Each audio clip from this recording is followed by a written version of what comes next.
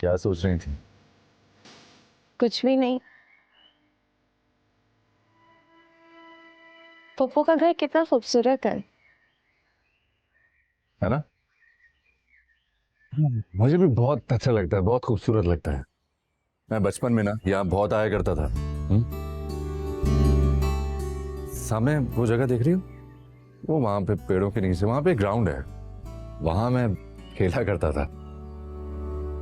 ये खूबसूरत मौसम, ये दिलकश नज़ारे, ये हसीन शाम, तुम, मैं और हमारी खूबसूरत बातें।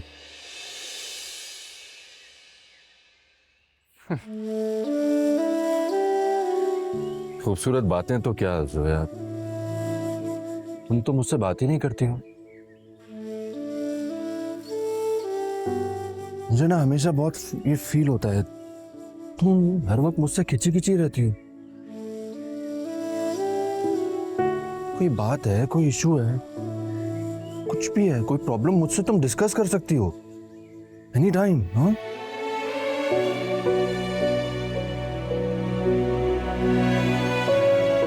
क्या, क्या तुम इस शादी से खुश नहीं हो? हाँ?